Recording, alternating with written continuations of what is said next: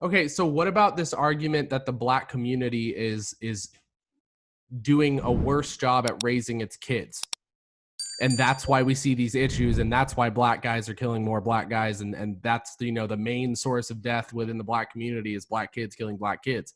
Why does Is there any validity in your opinion to that argument? So there is a very surface level of validity. No, we don't want black people killing each other and taking away from the family. The deeper thing is, the idea of mass incarceration.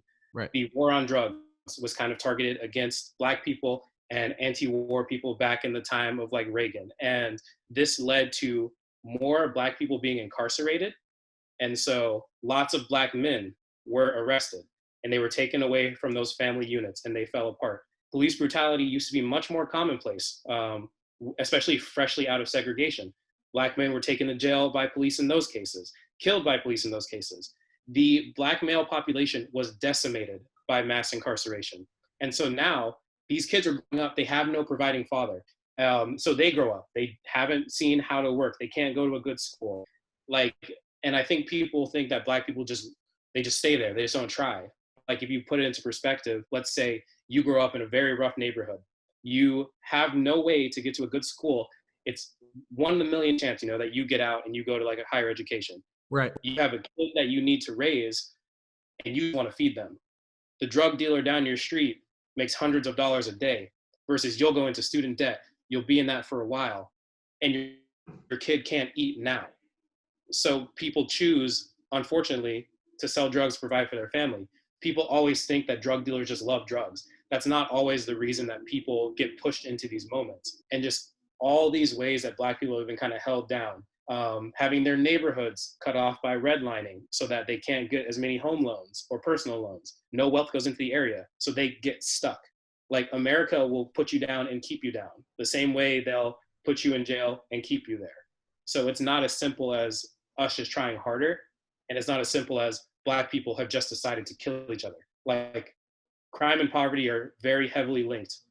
And the way the US was set up has pushed people of color into more poverty proportionally than white people. Okay.